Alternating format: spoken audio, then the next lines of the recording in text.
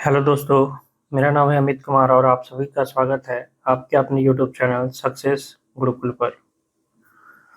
BPSC teacher के जो भी एग्ज़ाम हुए हैं T1 T2 T3 उसके 9th और 10th के जो मैथ के क्वेश्चन हैं उसको सॉल्व में करा रहा था, जिसमें T3 कंप्लीट हो गया है, T2 कंप्लीट हो गया है, T1 का पार्ट 1 हो चुका है। ये T2 का जो है पार्ट 2, उसमें 78 तक कराए थे पार्ट 1 में, तो यहाँ 79 से लेकर 120 तक के प्रश्न होंगे। और इसी के साथ जो है आपके जो ट्री है T1 T2 T3 ये तीनों का जो है 9th-10th का मैथ का पेपर का सॉल्यूशन कंप्लीट हो जाएगा। ठीक है, वीडियो पसंद आए तो वीडियो को लाइक ज़रूर कीजिएगा, ज़्यादा से ज़्यादा स्टूडेंट्स के बीच शेयर कीजिएगा और चैनल पर नए हैं तो चैनल को सब्सक्राइब जरूर कीजिएगा। और ये सभी प्रश्न जो है T4 के लिए मोस्ट इम्पोर्टेंट होंगे, साथ ही साथ किसी भी एग्जाम जिसमें मैथ के क्वेश्चन पूछे जाते हैं उसके लिए इम्पोर्टेंट है। मैथ के क्वेश्चन जो है अलग नहीं होते, बहुत सारे क्वेश्चन इसमें मैंने देखा है कि सीजीएल के क्वेश्चन पूछे हैं, जो मेंस एसएससी सीजीएल होता है सेंट्रल लेवल, उसके क्वेश्चन पूछे गए हैं, रेलवे के कुछ क्वेश्चन इसमें पूछे गए हैं। ठीक है, तो क्वेश्चन जो है मैथ के क्वेश्चन किसी एक एग्जाम के लिए ये फिक्स नहीं है कि ये एग्जाम में है तो इसी एग्जाम के लिए इम्पोर्टेंट रहेगा, सब एग्जाम के लिए इम्पोर्टेंट है। चलते हैं पहले क्वेश्चन की ओर। कह रहा है 150 मीटर ऊंची एक मीनार के शीर्ष से सड़क पर खड़ी एक कार का अवनमन कोण 30 डिग्री है, तो मीनार से कार की दूरी क्या है। ये मीनार है, यहाँ जो है कोई कार है, कार का जो है मीनार के शीर्ष से सड़क पर खड़ी कार का अवनमन कोण, तो ये होता है अवनमन कोण, ऊपर की ओर जो बनता है ये 30 डिग्री, और ये होता है उन्नयन कोण। तो अवनमन कोण और उन्नयन कोण क्या होते हैं, बराबर, ये भी 30 डिग्री। मीनार की ऊंचाई दी हुई है कितना, 150 मीटर। अब आपको पता है कि tan 30 डिग्री जो होता है, tan 30 डिग्री यानी tan 30 बराबर लंब बटा आधार, यानी 150 बटा आधार जो हमें चाहिए मीनार से कार की दूरी। ठीक है, यही तो दूरी है ना, ये दूरी मान लीजिए x है, तो यहाँ से 1/√3 बराबर 150 बटा x, यानी x बराबर हो गया 150√3 मीटर। Option number B. एक अर्धगोला कटोरा जिसका आंतरिक व्यास 36 सेंटीमीटर है द्रव से पूरा भरा है। इस द्रव को 3 सेंटीमीटर त्रिज्या एवं 9 सेंटीमीटर ऊंचाई वाले बेलनाकार बोतलों में भरा जाना है। बोतलों की संख्या क्या होगी, तो दोनों केस में क्या होगा, आयतन बराबर होगा, तो बड़ा वाला आयतन में छोटा वाला आयतन से भाग कर दे तो हमें बोतलों की संख्या मिल जाएगी। बड़ा वाला आयतन मतलब कटोरे का आयतन, कटोरा अर्धगोलाकार है तो 2/3 पाई r³ r हो जाएगा 36 का व्यास है तो 18 त्रिज्या, 18 का क्यूब बटा छोटे छोटे बेलनाकार है तो पाई r² 3 का स्क्वायर इंटू h9। पाई से पाई खत्म, ये हो गया 2 गुना 18 गुना 18 गुना 18 और बटा में ये 3 नीचे आ जाएगा, 3 का स्क्वायर 9 गुना 9, तो 9 दूना 18, 9 दूना 18 और ये 3 छक 18, 6 दूना 12 दूना 24 दूना 48, यानी कितने बोतलें में भरी जा सकती है, 48 बेलनाकार बोतलों में भरी जा सकती है। Option number B. एक पतंग जमीन से 30 मीटर की ऊंचाई पर उड़ रही है। पतंग से जमीन की डोरी की लंबाई 60 मीटर है, यह मानते हुए कि डोरी में कोई भी ढीलापन नहीं है, जमीन पर पतंग का उन्नयन कोण क्या है। ये है आपका पतंग, यहाँ से ये है पतंग की डोरी की लंबाई जो कि दिया हुआ है 60 मीटर, और जमीन से कितनी ऊंचाई पर उड़ रहा है, तो ये उड़ रहा है 30 मीटर की ऊंचाई पर। पतंग का जो उन्नयन कोण है जमीन पर वो थीटा मान लीजिए, तो ये थीटा के हिसाब से लंब है और कर्ण है, साइन में लगा देते हैं, साइन थीटा बराबर लंब 30 बटा कर्ण 60, यानी साइन थीटा बराबर 1/2। साइन कितना का मान 1/2, 30 डिग्री का, तो थीटा बराबर 30 degree. Option number C. 82 number कह रहा है कि 1 मिनट,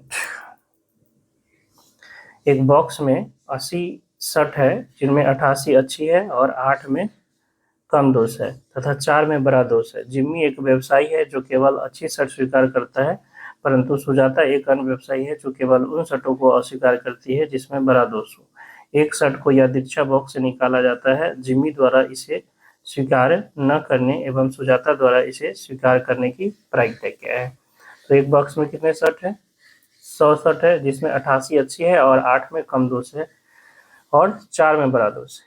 हमें प्रायिकता किसकी निकालनी है? जिम्मी द्वारा इसे स्वीकार न करना। जिम्मी स्वीकार कब करती है? जिम्मी एक वेबसाइट जो केवल अच्छी शर्ट को यानी खराब को, जितने भी खराब है, कम दोष हो या ज़्यादा दोष है, उसको अस्वीकार कर देती। तो 8 और 4 12 में दोष है तो 12 अस्वीकार कर देगी, यानी 0.12 हो गया जिम्मी के स्वीकार न करने की। सुजाता द्वारा स्वीकार करने की। सुजाता किसको स्वीकार करती है? जो केवल उन शर्तों को अस्वीकार करती है जिनमें बड़ा दोष हो, यानी 4 को ही अस्वीकार करती है। तो स्वीकार करती है 88 और 8, यानी 96 को वो स्वीकार करती है। तो 96/100 यानी 0.96 हो जाएगा। तो जिम्मी द्वारा स्वीकार न करने की 0.12 और सुजाता द्वारा स्वीकार करने की 0.96, ऑप्शन नंबर ए। उस त्रिभुज का क्षेत्रफल ज्ञात कीजिए जिसकी भुजाएं 42 सेंटीमीटर, 34 सेंटीमीटर और 20 सेंटीमीटर है। ठीक है, त्रिभुज का क्षेत्रफल हिरोन सूत्र से अगर तीनों भुजा दिया हो तो हम लोग अर्ध परिमाप यानी एस निकालते हैं।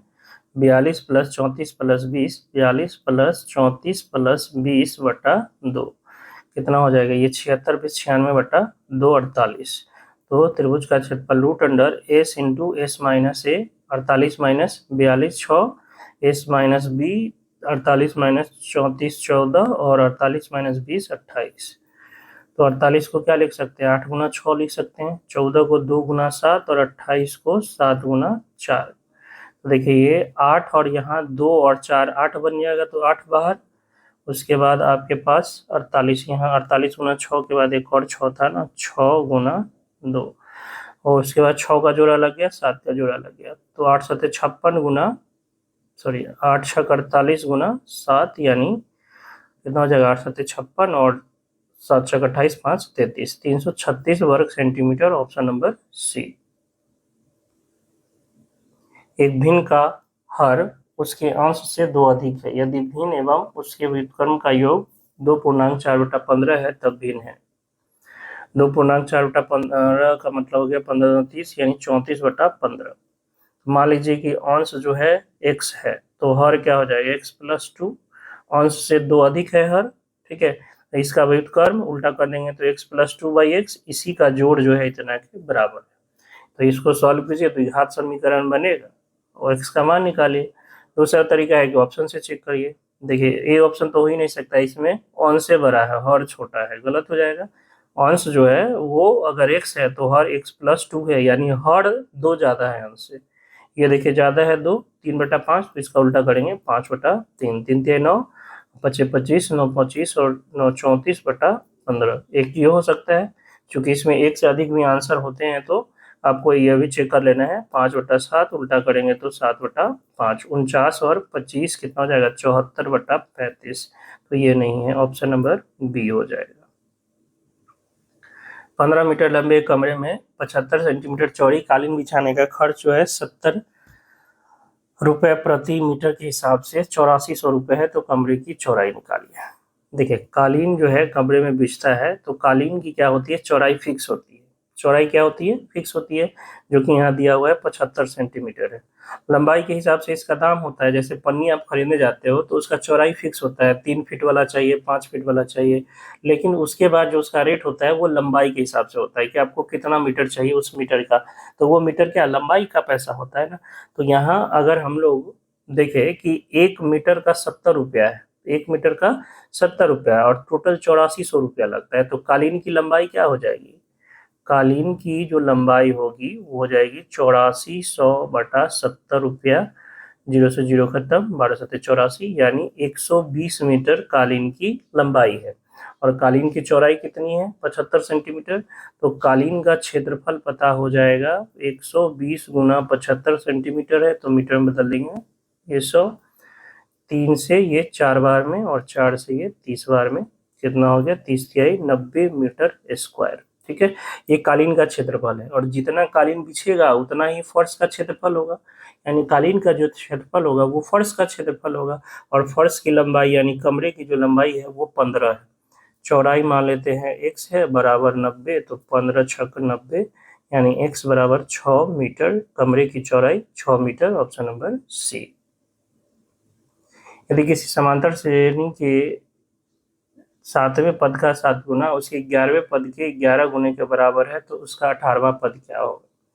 7वें पद का 7 गुना, 7वां पद a प्लस 6d का 7 गुना 11वें पद यानी a प्लस 10d का 11 गुना बराबर है, यानी 7a प्लस 7×6 = 42d बराबर 11a प्लस 11 दाएं के 110d। तो इधर आएगा तो 4a बराबर माइनस का हो जाएगा कितना, 58d, 68d, सॉरी 68d, तो 17 चौकों 68, यानी a बराबर -17d। तो a का हमें मान पता हो गया d के फॉर्म में -17d। अब से क्या पूछ रहा है, उसका 18वां पद यानी t18 बराबर क्या हो जाएगा, a प्लस 17d। a की जगह क्या रख सकते हैं, -17d प्लस 17d हो गया इक्वल टू 0, यानी 18वां पद क्या हो जाएगा, 0 हो जाएगा। Option number C. एक तार को 28 सेंटीमीटर त्रिज्या वाले एक वृत्त के रूप में लपेटा गया है, इसे एक वर्गाकार रूप में फिर से मोड़ा जाता है, तो वर्ग की भुजा की लंबाई ज्ञात कीजिए। तार है जिसका त्रिज्या 28 सेंटीमीटर वाला वृत्त के रूप में लपेटा जाता है, तो तार की लंबाई क्या होगी, जो वृत्त की परिधि होगी 2πr। तो तार की लंबाई जो हो गई, तार की लंबाई वो हो गई 2πr, 2 × 22/7 × r हो गया 28, 7 से कट गया ये 4 बार में, यानी 4 दूना 8 गुना 22 कह सकते हैं, ठीक है। और इसी से एक वर्ग बनाया जाता है, तो वर्ग का जो परिमाप होगा ये पूरा रस्सी की लंबाई होगी, और वर्ग का परिमाप क्या होता है, 4 गुना भुजा, 4 गुना भुजा, तो 4 दूना 8, यानी भुजा हो गया 22 दूना 2 यानी 44 सेंटीमीटर। Option number A. दिया गया है कि x बराबर 1/2 माइनस 1/2 माइनस 1/2 माइनस x, और x जो है 2 के बराबर नहीं है, क्योंकि 2 के बराबर होगा तो ये 0 हो जाएगा और डिफाइंड हो जाएगा, है ना। तो पहले देखिए ये नीचे वाला ये जो पद है इसको सॉल्व करते हैं। 2 माइनस 1/2 माइनस x कितना हो जाएगा, 4 minus 2x, 4 minus 2x minus 1/2 minus x, यानी कितना हो गया ये 3 माइनस 2x/2 माइनस x, ठीक है। अब इसके नीचे बटा है, यानी ये वाला पार्ट ऊपर चला जाएगा, 2 माइनस ये ऊपर चला जाएगा, तो 2 माइनस x बटा में 3 माइनस 2x हो जाएगा, यानी 3 दूना 6 माइनस का 4x, और ये -2 और प्लस का x बटा 3 माइनस 2x कितना हो जाएगा, 4 माइनस माइनस 4x और प्लस का x, यानी माइनस का 3x/3 माइनस 2x, ठीक। यानी इस पूरा का वैल्यू जो है, ये जो आपका है, ये पूरा का वैल्यू इतना आ गया है बटा में एक छोड़कर, यानी x बराबर हो जाएगा 1/4 माइनस 3x/3 माइनस 2x, ठीक है। इसके लिए और जगह चाहिए, इधर सॉल्व कर लेते हैं। तो आपके पास x बराबर हो गया कितना, 3 minus 2x/4 minus 3x, cross गुना कर दे तो x² sorry 4x minus 3x² बराबर 3 माइनस 2x, सबको उधर भेज दे तो 3x², और ये आपका हो जाएगा प्लस का माइनस का 6x, और ये प्लस का 3 इक्वल टू 0। 3 कॉमन ले ले तो x² minus 2x plus 1 equal to 0, यानी ये हो जाएगा x माइनस 1 का होल स्क्वायर इक्वल टू 0, यानी x बराबर 1। तो इसके दो हल होंगे, क्योंकि द्विघात है तो दोनों हल बराबर होंगे, एक और एक ही होंगे। ऑप्शन नंबर ए, एक और एक। आर त्रिज्या वाले एक वृत्त के थीटा कोण वाले त्रिज्यखंड का क्षेत्रफल, त्रिज्यखंड का क्षेत्रफल क्या होता है, πr² थीटा बटा 360 डिग्री। ऑप्शन नंबर सी। दो व्यक्तियों की आय का अनुपात 9:7 है तथा उनके खर्चों का अनुपात 4:3 है। यदि दोनों में प्रत्येक की मासिक बचत 2000 है तो उनकी मासिक आय का है 9:7 और खर्चा का है 4:3। दोनों 2,000 रुपया बचाता है, तो इसका यूनिट भाग भी समान होना चाहिए। ये देखिए ये 5 है और ये कितना है, 4 है, तो बराबर नहीं है, इसको हमें क्या करना होगा, बराबर करना होगा। बराबर करने का तरीका क्या है कि ऊपर वाले के गैप से, ऊपर का गैप देखिए दोनों के बीच 2 का है और नीचे वाला का गैप 1 है, 1 से ऊपर और 2 से नीचे, तो 1 से गुना करने से कोई फर्क पड़ेगा नहीं, नीचे 2 से कर लेते हैं तो ये हो गया 8 और ये हो गया 6, ठीक है। अब देखिए गैप 1 यूनिट का हो गया और यही 1 यूनिट दिया हुआ है 2000 रुपये। बचत यही होगा ना, आय में से खर्चा घटा दे तो बचत होगा। आय है 9, खर्चा है 8, तो बचत 1 यूनिट, 1 यूनिट 2000। आपसे पूछा है दोनों का आया, तो 9 यूनिट का 18,000 और 7 यूनिट का 14,000, ऑप्शन नंबर ए। एक फैक्ट्री में प्रतिदिन 12,000 नहीं 1,20,000 पेंसिल बनती है। पेंसिलों का आकार बेलनाकार है, प्रत्येक की लंबाई 25 सेंटीमीटर तथा आधार की परिधि 1.5 सेंटीमीटर है। तब एक दिन में बनाई गई पेंसिलों के वक्र पृष्ठों पर रंग करवाने का खर्च 0.05 प्रति वर्ग डेसीमीटर की दर से क्या होगा। ठीक है, तो सबसे पहले तो एक पेंसिल का वक्र क्षेत्रफल क्या होगा, 2 पाई आर इंटू एच, ऐसे एक पेंसिल का है, और टोटल बनता है 1,20,000, तो इंटू में 1,20,000, ये टोटल पेंसिल का क्या आ जाएगा, वक्र क्षेत्रफल। अच्छा, आपको त्रिज्या ना देखिए परिधि दिया है, तो इसी में 2 पाई आर क्या होता है, परिधि होता है, तो इस पूरे 2 पाई आर की जगह आप परिधि रख सकते हो 1.5, एच हो गया 25 और इंटू में 1,20,000। याद रखिएगा ये सेंटीमीटर स्क्वायर में है, किसमें है, सेंटीमीटर स्क्वायर, और आपको खर्चा जो दिया हुआ है वो डेसीमीटर स्क्वायर में दिया हुआ है, तो इसको डेसीमीटर स्क्वायर में बदलना होगा। एक डेसीमीटर में होता है 10 सेंटीमीटर, यानी सेंटीमीटर को डेसीमीटर में कन्वर्ट करने के लिए 10 से भाग करना पड़ेगा। तो ये सेंटीमीटर में था 1.5, तो 1.5/10 डेसीमीटर, 25 सेंटीमीटर था तो 25/10 डेसीमीटर, और ये तो पेंसिलों की संख्या थी 1,20,000। ठीक है, तो अब ये किस में बदल गया, डेसीमीटर स्क्वायर में बदल गया। 2 जीरो से 2 जीरो कैंसिल, 1 जीरो से ये दशमलव हटा देते हैं, तो 15 गुना 25 गुना 120, इतना डेसीमीटर स्क्वायर है ना, डेसीमीटर स्क्वायर इतना वक्र क्षेत्रफल है, और प्रति डेसीमीटर स्क्वायर को रखने का खर्च 0.05, तो इंटू में 0.05। ठीक है, तो 1 जीरो से ये दशमलव भी हटा देते हैं, 12×5 = 60 हो जाएगा, यानी 6, 15 गुना 25 गुना ये हो गया 6, क्योंकि एक ही दशमलव हटा है। ठीक है, ये दशमलव जीरो से ये जीरो कटा है, 0.05 अभी बचा है, तो 12×5 = 60 का 6 हो गया, ये कितना हो गया, 25 छक्का 150, 25 25 225, यानी 2,250 रुपए खर्च आएगा, ऑप्शन नंबर सी।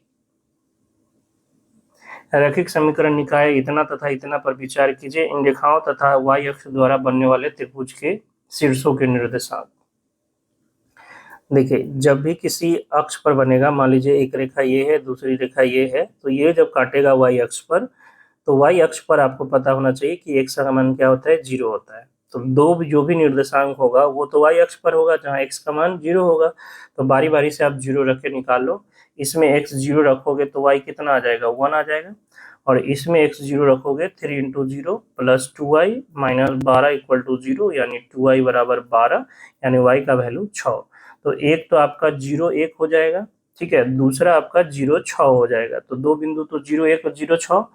तीसरा जो होगा ये दोनों का कटान बिंदु होगा, और दोनों का कटान बिंदु निकालने के लिए आपको दोनों को सॉल्व करना पड़ेगा, यानी x - y = -1 और 3x + 2y - उधर जाएगा तो प्लस का 12, तो 2 से इसमें गुना कर लेते हैं, 2x - 2y = -2 और 3x + 2y = 12, जोड़ेंगे ये कैंसिल, 5x बराबर कितना हो जाएगा, 10, यानी x = 2, और x का मान 2 रखेंगे तो y कितना आ जाएगा, 3 आ जाएगा, y कितना आ जाएगा, 3 आ जाएगा। ठीक है, तो बिंदु 2 3 0 1 और 0 6, ऑप्शन नंबर सी। 22 सेंटीमीटर किनारे वाले एक घनाकार आइसक्रीम बार को 2 सेंटीमीटर त्रिज्या और 7 सेंटीमीटर ऊंचाई वाले आइसक्रीम कोनों को ऊपर तक भरने में कुछ बच्चों को वितरित किया जाना है, ऊपर तक भरकर कुछ बच्चों को वितरित किया जाना है, तो कितने बच्चों को आइसक्रीम कोन मिलेंगे। बड़ा वाला आयतन में छोटा वाला से भाग कर देंगे तो टोटल कोन की संख्या पता हो जाएगी। तो बड़ा वाला आयतन क्या है, घन है, घन का आयतन भुजा क्यू यानी 22 का क्यू, बटा इसको किस में डाला जाता है, कोनों में यानी शंकुओं में, 1/3 पाई 22/7 इंटू r² 2 का स्क्वायर इंटू h 7, 7 से 7 खत्म, 3 ऊपर चला जाएगा, तो 22 गुना 22 गुना 22 गुना 3, और नीचे ये 22 गुना कितना हो जाएगा, 2 का स्क्वायर 4, तो एक 22 से 22 खत्म, 2 से ये 2 बार में, और 2 बार सॉरी 11 बार में, और ये 11 बार में, तो 11 गुना 11 121 गुना 3 121 गुना 3 3 6 3 363 कोन बनेंगे, यानी 363 बच्चों को आइसक्रीम दिया जा सकता है। कह रहा है यदि आयत ABCD के अंदर कोई बिंदु O है तब, बड़ा इंपॉर्टेंट थ्योरम है 10th क्लास के लिए। ये याद है मेरे एग्जाम में, 10th के एग्जाम में ये थ्योरम प्रूफ करने के लिए आए थे 5 नंबर में, ठीक है। तो ये O पॉइंट है यहाँ पर आयत के अंदर कोई, इससे इसको मिला दे तो ये विकर्ण नहीं है, याद रखिएगा, ये अलग पॉइंट है। तो यहाँ से ये जो होता है OA का स्क्वायर प्लस OC का स्क्वायर, OA का स्क्वायर प्लस OC का स्क्वायर इक्वल टू OB का स्क्वायर प्लस OD का स्क्वायर। OA का स्क्वायर प्लस OC का स्क्वायर इक्वल टू OB का स्क्वायर प्लस OD का स्क्वायर, कौन हो जाएगा? Option number A. यदि बिंदु इतना इतना तथा B को मिलाने वाली रेखाखंड को, बिंदु इतना जो है A तथा B को मिलाने वाली रेखाखंड को आंतरिक रूप से 3:2 के अनुपात में विभाजित करता है, तब B का निर्देशांक। अच्छा, आंतरिक रूप में विभाजित करने का फॉर्मूला क्या है? x निर्देशांक mx2 plus nx1 by m plus n, और y वाला का my2 प्लस ny1 बटा m प्लस n, यही होता है। तो C विभाजित कर रहा है किसको? A और B को। तो B का पता होना चाहिए क्या है? B का मान लेते हैं xy है, B का क्या है? xy, और m आपका हो गया कितना? 3, और n कितना हो गया? 2। तो 3 इंटू x2 यानी x प्लस 2 इंटू -2 बटा m प्लस n यानी 3 प्लस 2। ये किसके बराबर होगा? जो विभाजित कर रहा है उसका x निर्देशांक, और वो दिया हुआ है कितना? 1, क्योंकि C विभाजित कर रहा है।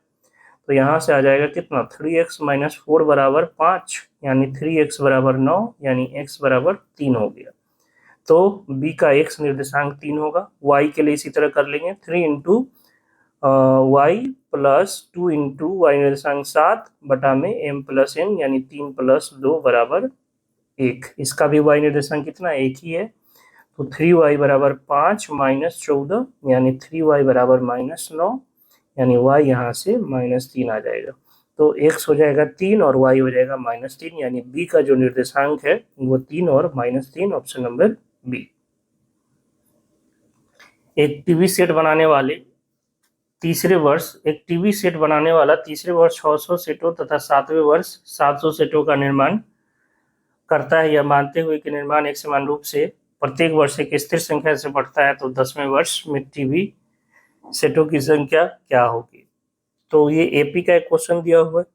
तीसरे वर्ष A प्लस 2D दिया है 600, 7वें वर्ष A प्लस 6D दिया है 700, ठीक है। तो आपसे 10वें वर्ष में पूछ रहा है, तो इसको घटा दे तो 4D बराबर 100 हो जाएगा, यानी D बराबर कितना हो जाएगा? ये 100 हो जाएगा। तो D बराबर कितना हो गया? 25। D का मान इसमें रख दे तो A का मान कितना हो जाएगा? 25 गुना 50, 600 में से 50 जाएगा 550।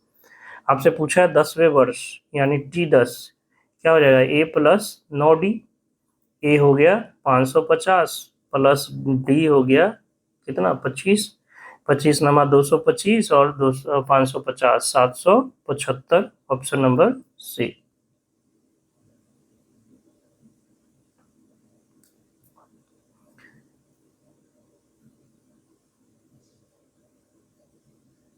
राजवीर प्रथम माह में 32 रुपये, द्वितीय माह में 36 रुपये, तृतीय माह में 40 रुपये की बचत करती है।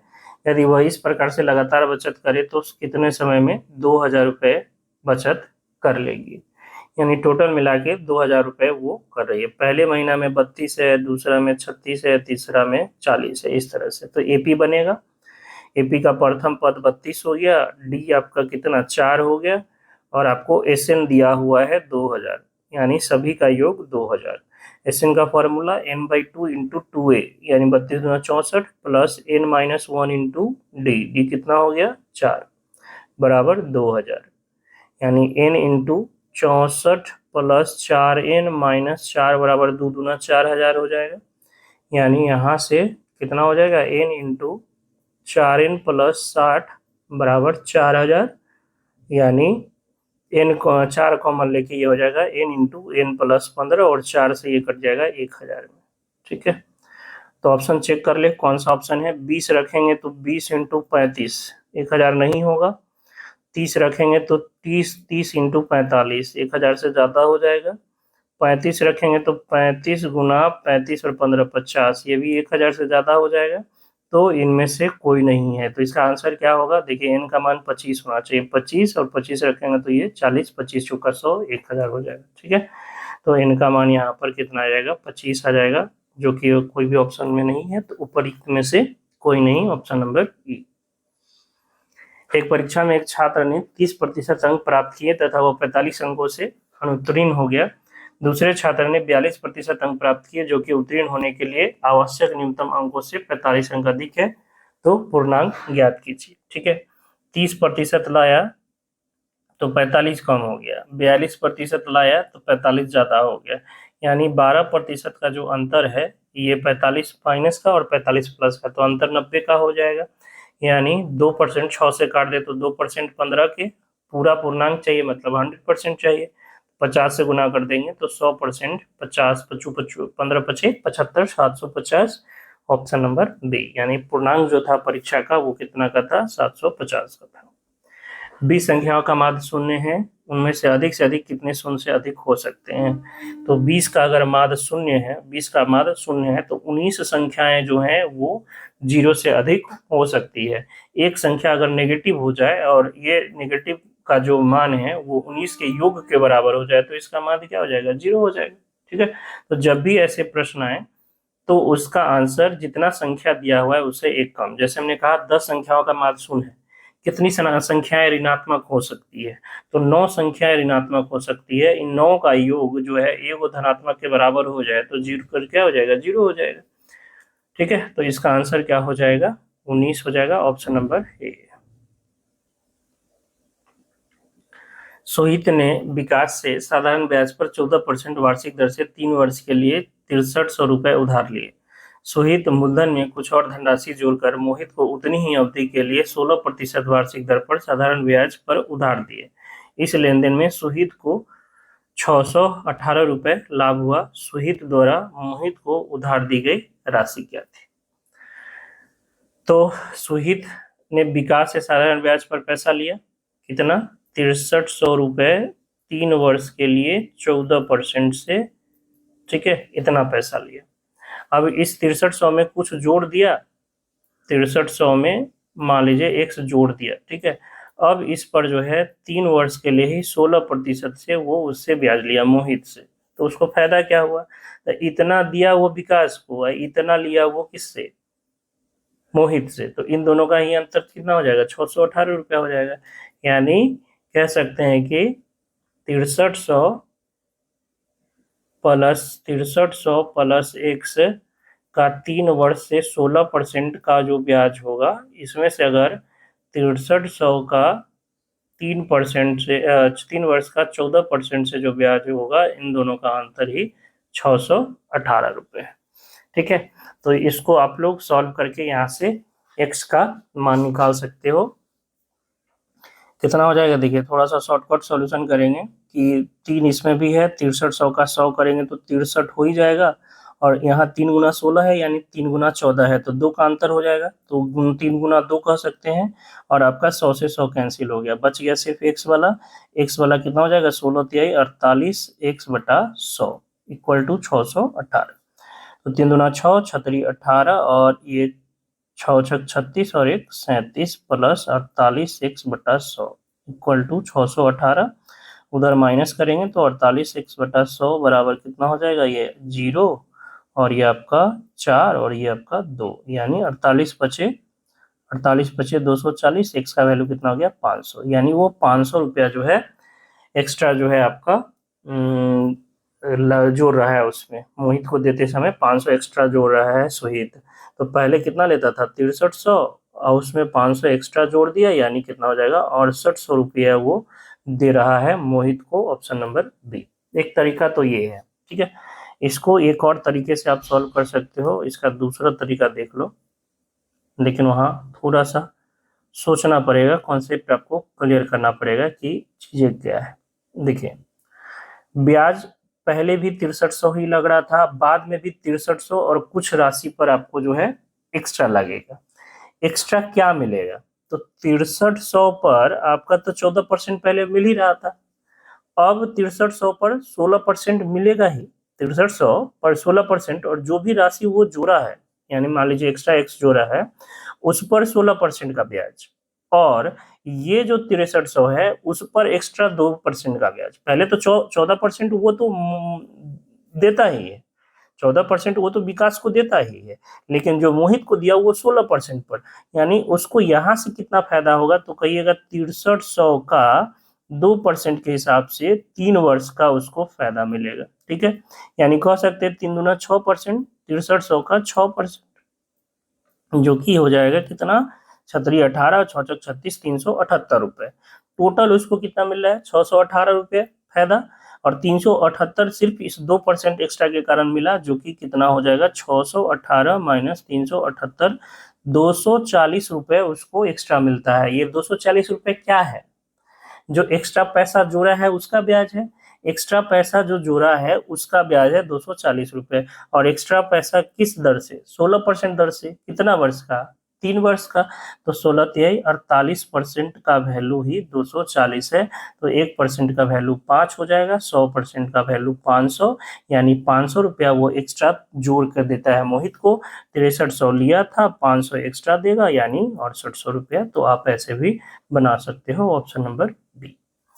एक सममित आवृत्ति वितरण के लिए हमारे पास क्या है, कह रहा है माद बड़ा छोटा है मादिका से, मादिका छोटा है बहुलक से, माद बड़ा है बहुलक से, बहुलक बड़ा है मादिका से, माद बराबर मादिका बराबर बहुलक। सममित आवृत्ति क्या होती है, कि जो डेटा है उसका गैप तो समान होना ही चाहिए, साथ ही साथ उसका जो ग्राफ बनेगा वो इस तरह से बनेगा, मतलब एक बार गया और उसी रेंज में फिर घटना स्टार्ट होगा। तो वैसे ग्राफ के लिए, वैसे डेटा फ्रीक्वेंसी के लिए, जो आपका माद है, बहुलक है और मादिका है, ये तीनों बराबर होते हैं।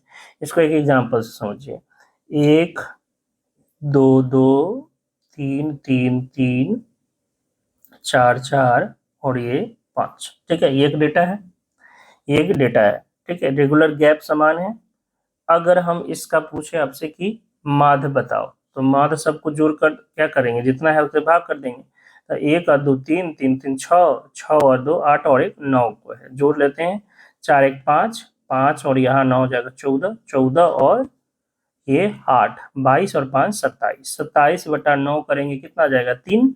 तो माध्य आपका क्या आ गया, 3 आ जाएगा। अच्छा, इसका हम बहुलक पूछेंगे, बहुलक तो सबसे ज्यादा बार जो आएगा, ज्यादा बार कौन आ रहा है, 3, तो बहुलक क्या हो गया, 3। अच्छा, माध्यिका पूछेंगे, माध्यिका तो टोटल कहिएगा सर 9 गो है, तब बीच वाला कौन आएगा, बीच वाला 5वां आएगा, बीच वाला 5वां, और जो बीच वाला होता है वही क्या होता है, माध्यिका होता है। तो 1 2 3 4 5, बीच में कौन आ रहा है, 3, तो माध्यिका भी क्या है, 3 है। तो देखिए इसका माध्य भी 3, बहुलक भी 3 और माध्यिका भी 3। तो यही है कैसा आंकड़ा, एक सममित आवृत्ति वितरण। ठीक है, समान सिमेट्रिक फ्रीक्वेंसी डिस्ट्रीब्यूशन इसको बोलते हैं। इसमें डेटा का गैप बराबर होगा और पुनरावृत्ति जो होगी, जो आवृत्ति होगी, फ्रीक्वेंसी, वो मतलब एक बार अगर धीरे धीरे बढ़ रही है तो फिर उसी हिसाब से धीरे धीरे घटेगी, यानी इसका ग्राफ जो है इसे ऊपर जाएगा तो फिर उसी रूप में इसका ग्राफ नीचे आएगा। तो ऐसे आंकड़ों के लिए माध्य, माध्यिका, बहुलक तीनों बराबर होते हैं, ऑप्शन नंबर सी।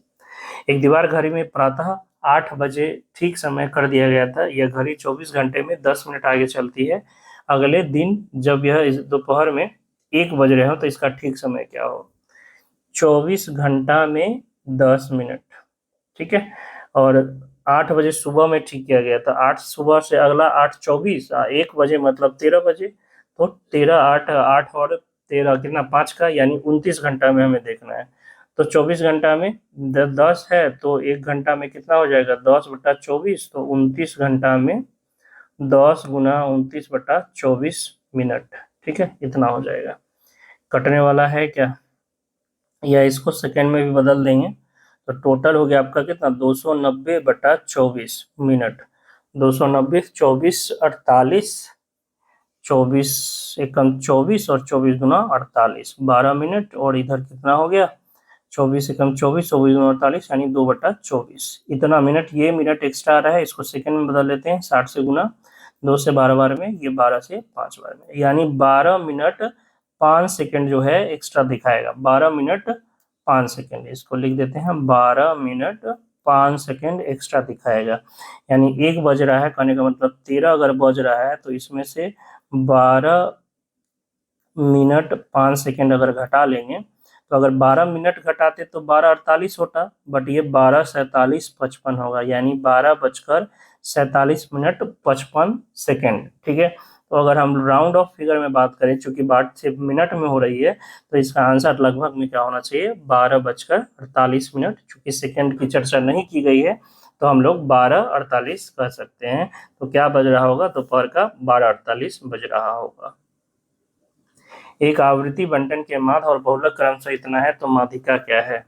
आपको पता है बहुलक बराबर होता है 3 गुना माध्यिका, 3 गुना माध्यिका माइनस 2 गुना माध्य। ये फॉर्मूला तीनों ट्री के तीनों पार्ट में कहीं ना कहीं आपको देखने को मिला है, इतना इंपॉर्टेंट है। तो आवृत्ति बंटन का माध्य और बहुलक दिया हुआ है, बहुलक है 16, माध्य है 28। 3 गुना माध्यिका बार बार ढोने से अच्छा x लिख लेते हैं, 2 गुना माध्य हो गया आपके पास 28, यानी 3x बराबर 28 गुना 56 और 16, 56 और 16 कितना हो जाएगा, 72, यानी x बराबर हो गया 24, यानी माध्यिका कितना है, 24 है, ऑप्शन नंबर ए। चक्रवृद्धि ब्याज पर दिए गए धन के 2 वर्ष तथा 3 वर्ष के मिश्र धन क्रमशः इतना तथा इतना है, तो मूलधन होगा। ठीक है, तो 3 वर्ष का दिया हुआ है मिश्र धन और 2 वर्ष का दिया हुआ है, तो 3 वर्ष वाला में 2 वर्ष से भाग कर देंगे। ये मान लीजिए k का q है और ये k का स्क्वायर है, तो ये हो जाएगा 10, 6, 4, 8 बटा 9, 6, 8, 0। यहाँ तो k बच जाएगा, जो कि आ जाएगा कितना, 8 से कटेगा, 8 है कम 8, 8 दूना 16, ये 0, 8 है कम 8, 8 3 24, 8 3 24 और ये 1, तो 11 का स्क्वायर 121, यानी ये हो जाएगा आपका 10 और ये हो जाएगा आपका 11, 11 बटा 10।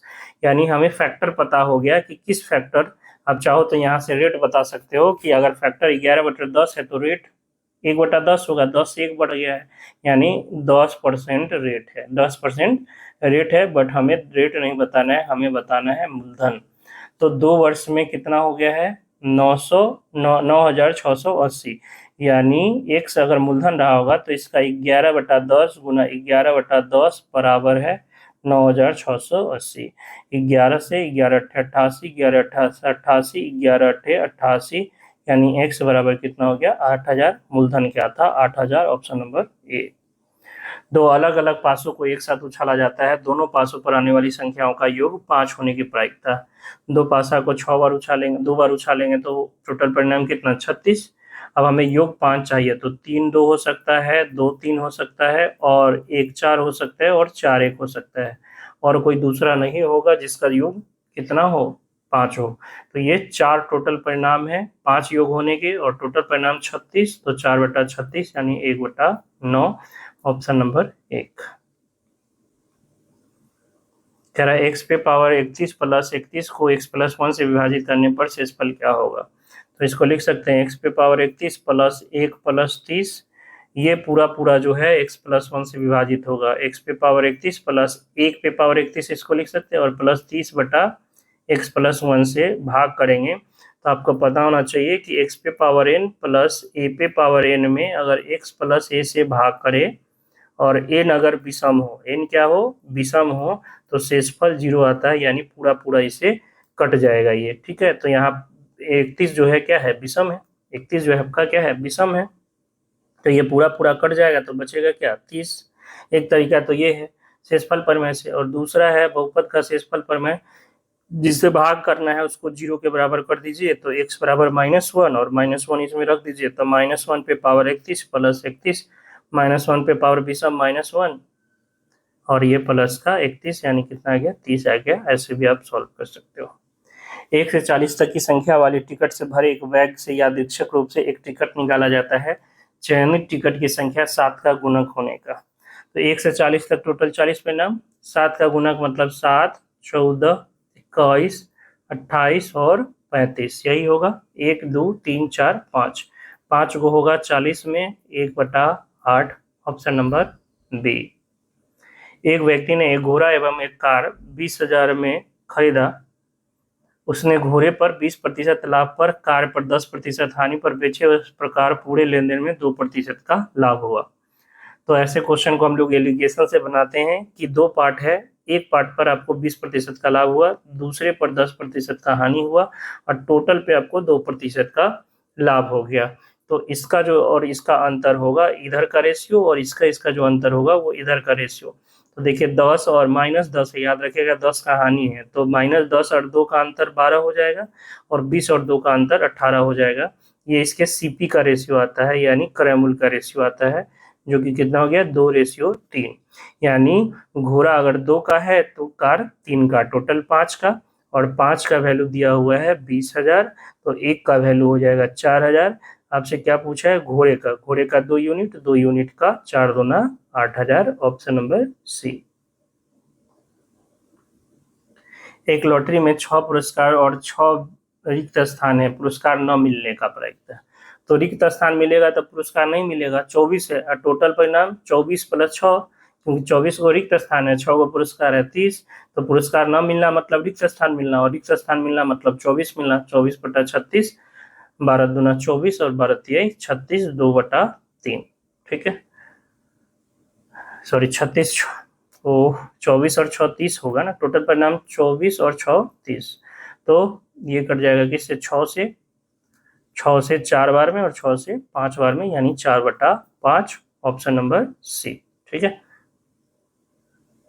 तो याद समीकरणता के दो भिन्न वास्तविक मूल्य, भिन्न भी चाहिए और वास्तविक चाहिए, तो विवेचक डी बराबर क्या होना चाहिए, 0 से बराबर होगा तो क्या वास्तविक होगा, और मूल्य भी बराबर होगा। 0 से छोटा होगा तो कोई भी मूल्य वास्तविक नहीं होगा, और वास्तविक होगा यानी काल्पनिक होगा, और डी 0 से बड़ा है तो वास्तविक भी होगा और भिन्न भी होगा, एक दूसरे से अलग अलग होगा, ऑप्शन नंबर ए और बी दो धनात्मक पूर्णांक है, जैसे कि ए का सबसे छोटा अभाज्य गुणनखंड 2 है और बी का सबसे छोटा अभाज्य गुणनखंड 5 है, तो a + b, यानी a का फॉर्म जो है 2m के बराबर होगा और b का फॉर्म 5 का है तो 5n के बराबर होगा। आपसे पूछा है a + b यानी 2m + 5n का सबसे छोटा पूर्णांक, छोटा अभाज्य गुणनखंड। तो एक अगर दोनों का वैल्यू रख दे, m और n एक एक रख दे, यानी सबसे छोटा 2 हो जाएगा, और सबसे छोटा इधर 5, तो सबसे छोटा a + b का 7 होगा। अगर इसका हम 2 रख दे 4, और इसका 1 रख दे, तो 5 और 4 9, जिसका सबसे छोटा कितना हो जाएगा, 3 हो जाएगा। ठीक है, रख सकते हैं। अगर सबसे छोटा इसका 2 रखें, m का वैल्यू यानी 1 रखें, तो 2 होगा, और इसका आप 2 नहीं रख सकते हो, क्योंकि 5 गुना 2 करेंगे तो छोटा कितना आ जाएगा, 2 आ जाएगा, जबकि इसमें छोटा 5 है, तो इसके बाद आपको एक के बार 5 रखना होगा, तो 5 रखेंगे तो ये 25, 2 और 25 रखेंगे तो 27, तो इसमें सबसे छोटा क्या हो जाएगा, 3। अगर इसमें 2 रखें और इसमें 5 रखेंगे तो ये 4 हो जाएगा, और ये 25 यानी 29। तो ये कहना कि a + b का सबसे छोटा अगर हम लोग करें तो 1 और 1 लेंगे तो 2 और 5 कितना होना चाहिए, 7 होना चाहिए। और ये फिक्स पैटर्न नहीं है, ये बदलते रहेगा, अलग अलग नंबर के लिए अलग अलग होगा। लेकिन अगर हम सबसे छोटा की बात करें तो एक एक वैल्यू पर 2 और 5 क्या होना चाहिए, 7 होना चाहिए, जो कि कोई भी ऑप्शन में नहीं है, उपर्युक्त में से कोई नहीं। रेखाखंड XY त्रिभुज ABC की भुजा AC के समांतर है तथा यह त्रिभुज को समान क्षेत्रफल वाले दो भागों में विभाजित करता है, तब अनुपात AX अनुपात AB ज्ञात करना है। ये B है, ये A है, ये C है, AC को काटता है कौन, AC को काटता है XY समांतर, और इस तरह से काटता है कि दो बराबर क्षेत्रफलों में विभाजित करता है। ठीक है, और ये एक दूसरे के समांतर है तो समरूप हो जाएगा, त्रिभुज BXY समरूप हो जाएगा त्रिभुज BAC के। ठीक है, यानी कह सकते हैं कि BX/BA बराबर हो जाएगा किसके, तो त्रिभुज के, इसका यह स्क्वायर कर दे, त्रिभुज BXY का area of triangle BXY, area of triangle ABC जो होगा वो किसके बराबर होगा, तो BX/AB कहिए या BA कहिए की बात है, इसके स्क्वायर के बराबर। ये आपको दिया हुआ है कितना, 1, और ये 1 है, ये 1 है, तो टोटल कितना हो गया, 2 बराबर BX/AB का स्क्वायर, यानी BX/AB हो जाएगा आपका कितना, 1/√2। आपसे क्या पूछा है, आपसे पूछा है AX/AB, अच्छा, ए एक्स कैसे निकलेगा, ये पूरा बी एक्स है यहाँ से यहाँ तक और ए बी, तो ए बी में से अगर इसको घटा दे, बी एक्स को घटा दे, तो आपको क्या मिल जाएगा, ए एक्स मिल जाएगा। ए बी कितना है, रूट टू में से ए बी एक्स घटा दे तो 1, और ये बटा में ए बी यानी रूट 2, यानी रूट 2 -1/√2, या रूट 2 से ऊपर नीचे गुना कर दे तो ऊपर हो जाएगा कितना, 2 -√2 और नीचे 2, ऑप्शन नंबर बी। समांतर श्रेणीता का कौन सा पद 0 है, ठीक है, तो ए हो गया आपके पास 72, डी हो गया कितना -9, टी एन बराबर मान लेते हैं 0 है, तो ए प्लस यानी 72 plus n-1 into -9 equal to 0, यानी -9 प्लस 9 बराबर -72, यानी -9 बराबर हो गया -81, यानी n बराबर हो गया 9, यानी 9वां पद इसका क्या हो जाएगा, 0 हो जाएगा। बहुपद इतना पर विचार कीजिए, इसके दो शून्यक -√3 और √3 है, तो अनुशून्यक ज्ञात कीजिए। एक शून्यक -√3 है तो इसका एक जो है गुणनखंड x प्लस √3 होगा, और दूसरा गुणनखंड x माइनस √3 होगा, यानी ये x² - 3 एक इसका गुणनखंड हुआ। तो ये पावर 4 है और दो गुणनखंड दिया हुआ है स्क्वायर का, तो इससे भाग करेंगे तो आपको 2 और मिल जाएगा, ठीक है। तो 2 इसको भाग कर लेते हैं, बहुपद का भागफल आपको आना चाहिए, बहुपद का क्या भागफल, यानी x² - 3 से हम भाग करेंगे x⁴ plus x³ - 9x² - 3x plus 8 में, ठीक है। भागफल यहाँ जगह नहीं है तो हम ऊपर लिखेंगे, ठीक है। तो कितना बार में जाएगा, ये x² बार में जाएगा, तो x⁴ - 3x² घटा देते हैं, माइनस प्लस ये कैंसिल, x³ माइनस का 9x² प्लस का 3x² माइनस का 6x² माइनस 3x प्लस में 8 प्लस का 8, ठीक है। कितना बार में अब जाएगा, x बार में, plus x³ minus 3x minus plus cancel, minus का 6x² minus plus cancel plus का 8, कितना बार में जाएगा, -6 बार में, तो -6x² और -18 प्लस प्लस, तो ये कैंसिल, ये कितना हो जाएगा आपका 18 और 8 यानी 26 शेषफल बच रहा है। तो शेषफल तो इसको बचना ही नहीं चाहिए था, ठीक है, शेषफल ये बच रहा है, इसका मतलब ये दोनों ये शून्यक नहीं है इसका, ठीक है। -√3 और √3 जो है इसका शून्यक नहीं होगा, इसलिए ये शेषफल बच रहा है। तो ये क्वेश्चन में ही गड़बड़ी है, क्योंकि अगर ये शून्यक है तो इसे भाग करने पर ये पूरा पूरा कटना चाहिए, ठीक है, कहीं गड़बड़ तो हमने नहीं किया है। x² x³ x⁴ - 3x² minus 6x² x³ minus 6x² minus 3x plus 8 x से x³ minus 3x plus 3x minus plus cancel, ये कैंसिल, -6x² प्लस 8 -6 से किए तो -6x², ठीक है। तो आप इसको जो है +6 से भी कर सकते हो, कोई बड़ी बात नहीं थी। अगर +6 से करते तो ये आपका प्लस हो जाता ना, यहाँ एक गड़बड़ी है, तो प्लस हो जाता तो बहुत होता, तो ये फिर भी शेषफल आपका 10 बचता, ठीक है, माइनस का 10 बचता। या इसको ऐसा कीजिए जो है ना, -6 से नहीं, इसको +6 से कर देते हैं, तो 6x² और माइनस का 18, तो ये कैंसिल हो जाता है ऑटोमेटिक, और -18, फिर भी आपका शेषफल क्या बचता, -10 बचता है, ठीक है। और शेषफल -10 बचने का मतलब है कि ये दोनों इसका शून्यक नहीं है। तो इस क्वेश्चन ही ये क्या है, गलत है। कह रहा है यदि cos माइनस साइन थीटा बटा cos प्लस साइन थीटा बराबर 1 -√3/1 प्लस √3, तो थीटा का मान बताना है। प्लस वाला ऊपर लिख लेते हैं, cos प्लस साइन बटा cos माइनस साइन बराबर 1 + √3 बटा 1 - √3। आपको एक पिछले वीडियो में जो है, बहुत सारे वीडियो में कंपोनेंडो एंड डिवाइडेंडो के बारे में बताया है ना, व्युगांतर भागफल निष्पत्ति। क्या करते हैं, इसको ऊपर जोड़ देंगे, ये वाला हर को ऊपर अंश में जोड़ देंगे, तो साइन से साइन खत्म, 2 cos थीटा हो जाएगा, और नीचे अंश से हर घटा लेंगे तो नीचे क्या हो जाएगा 2 sin थीटा हो जाएगा। इसी तरह इसको जोड़ेंगे तो √3 से √3 कैंसिल 2 और नीचे 2√3 हो जाएगा। 2 से 2 ये कैंसिल, ये क्या बन गया cot थीटा बराबर 1/√3, और cot कितना का मान 1/√3 होता है, 60 डिग्री का मान √3 होता है। Option number B. कह रहा है यदि tan स्क्वायर थीटा बराबर 1 + 2 tan स्क्वायर अल्फा तब sin स्क्वायर थीटा का वैल्यू ज्ञात कीजिए। तो हमें सबको साइन में कन्वर्ट करना पड़ेगा। देखिए tan स्क्वायर थीटा क्या होता है, sin स्क्वायर थीटा बटा cos स्क्वायर थीटा बराबर 1 + 2 इंटू ये हो जाएगा sin square alpha by cos square alpha. ये आपका sin स्क्वायर थीटा बटा इसको लिख सकते हैं 1 माइनस cos स्क्वायर थीटा को 1 माइनस sin स्क्वायर थीटा, और ये हो जाएगा आपका cos square alpha plus 2 sin square alpha बटा में cos स्क्वायर अल्फा। ठीक है, थीटा को हम x मान लेते हैं क्योंकि हमें क्या निकालना है, हमें निकालना है साइन स्क्वायर थीटा। तो साइन स्क्वायर थीटा को ही हम x मान लेते हैं, तो x बटा 1 माइनस एक्स बराबर, इसको क्या लिख सकते हैं 1 minus sine square alpha plus 2 sine square alpha बटा 1 माइनस साइन स्क्वायर अल्फा, यानी x बटा 1 माइनस एक्स बराबर हो जाएगा आपके पास कितना 1 प्लस साइन स्क्वायर अल्फा बटा 1 माइनस साइन स्क्वायर अल्फा। ठीक है, फिर से इसमें क्या करते हैं, इसको नीचे जोड़ देते हैं, इस वाले x को सिर्फ नीचे जोड़ देते हैं। ऐसा कर सकते हैं, मान लीजिए a/b बराबर c/d है, तो हम a/a प्लस b बराबर c/c प्लस d कर सकते हैं।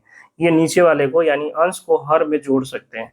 क्यों, क्योंकि इसको अगर जोड़ेंगे हम लोग तो यहाँ x और नीचे इसको जोड़ेंगे तो कट के एक हो जाएगा प्लस x माइनस एक्स, ऊपर 1 प्लस साइन स्क्वायर अल्फा और नीचे ये कट जाएगा तो एक बच जाएगा, है ना। इसमें इसको जोड़ेंगे सॉरी 1 प्लस 1 कितना हो जाएगा 2 बच जाएगा, यानी x बराबर आ जाएगा 1/2 into 1 plus sine square alpha 1/2, और x क्या माने थे, x माने थे sine square theta, sine square theta को ही हम क्या माने थे x माने थे, यानी x का साइन स्क्वायर थीटा का वैल्यू आ जाएगा 1/2 1 प्लस साइन स्क्वायर अल्फा।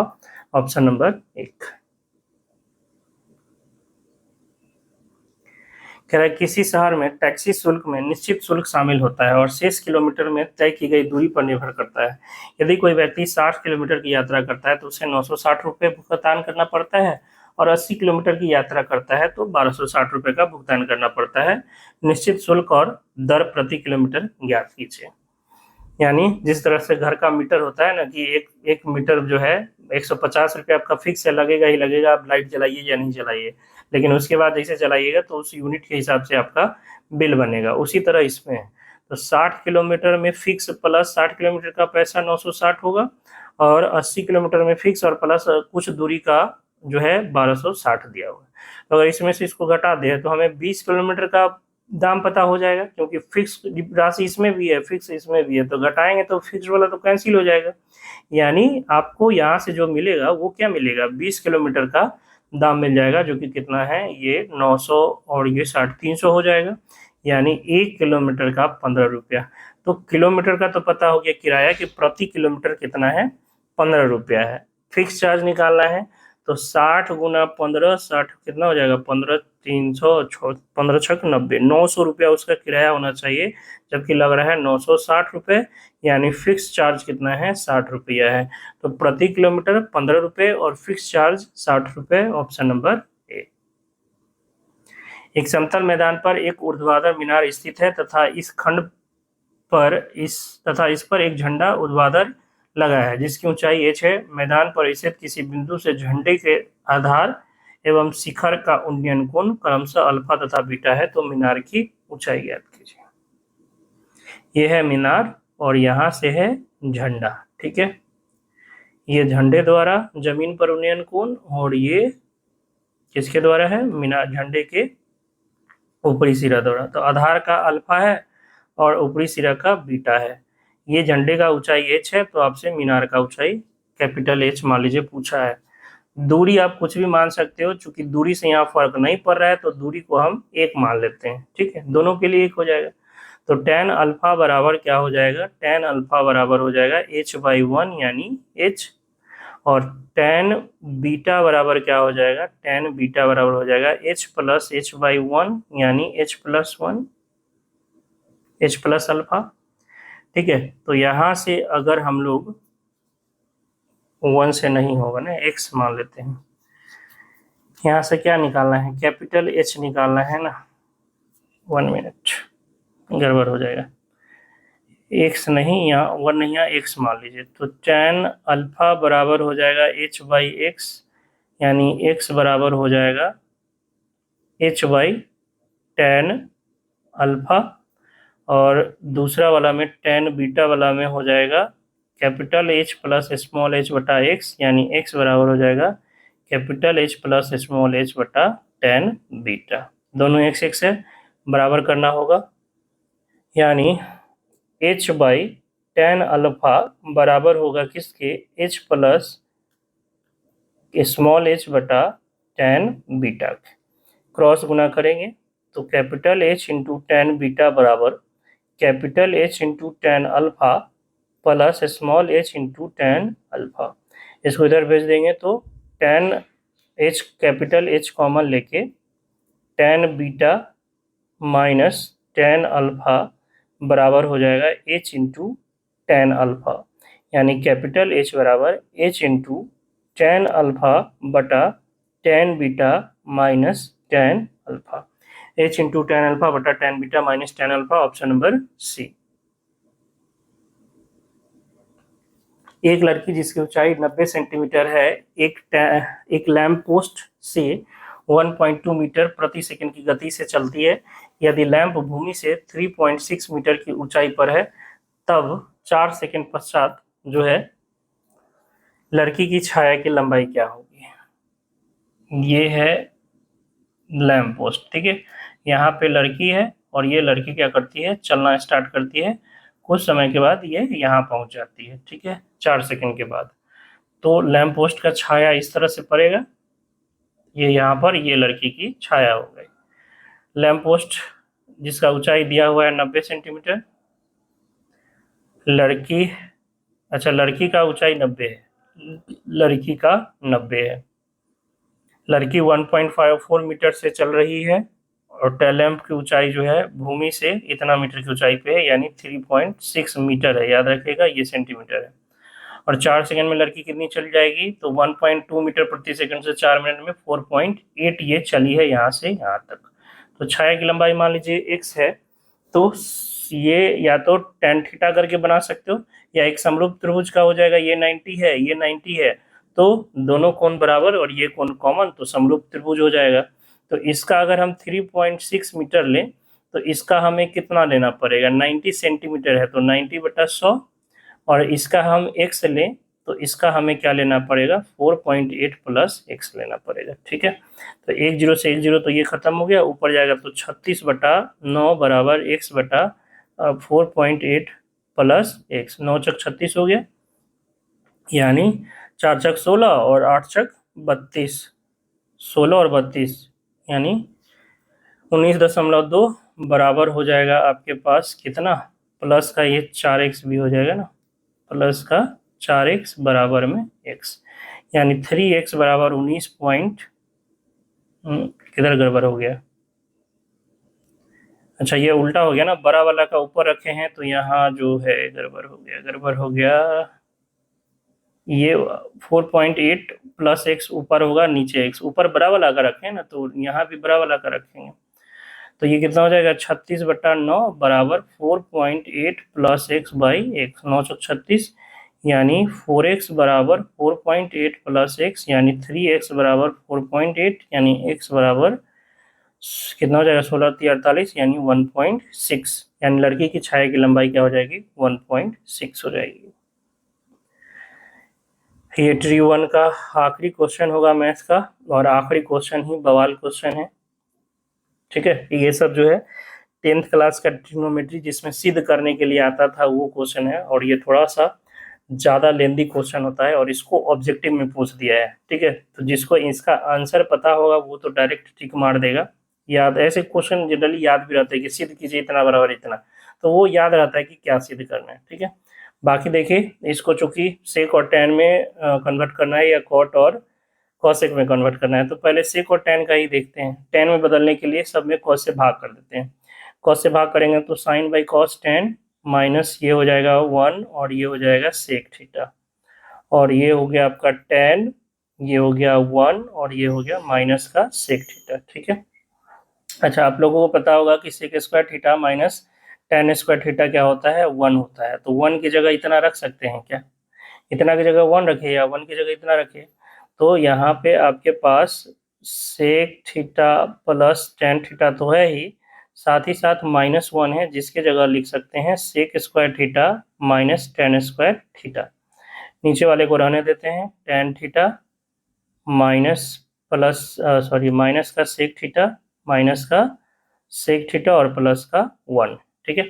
ऊपर देखिए, A square minus B square, sec square theta minus tan square theta को क्या लिख सकते हैं, sec theta plus tan theta into sec theta minus tan theta लिख सकते हैं।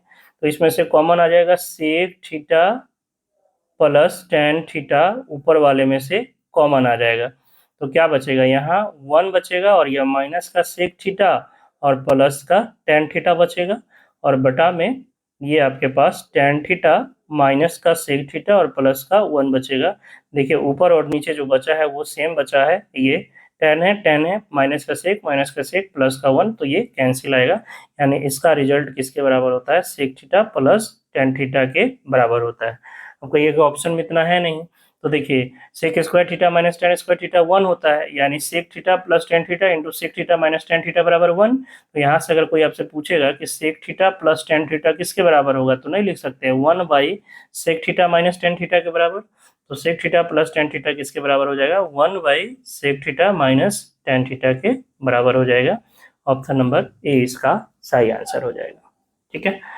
तो तीनों ट्री के जो है 9 10 के क्वेश्चन आपके मैथ के कंप्लीट हो गए हैं, और अब जो हम स्टार्ट करेंगे वो 6 to 8 का मैथ का क्वेश्चन, चूंकि ट्री 1 में तो हुआ नहीं था, तो ट्री 2 और ट्री 3 वाले 2 पेपर होंगे, और उसमें 40 तो ऐसे होते हैं और प्लस में 7 या 8 जनरल के होते हैं। तो एक वीडियो में जो है एक का हो जाएगा, टोटल 2 वीडियो में आपका 6 to 8 कंप्लीट करा देंगे। ठीक है।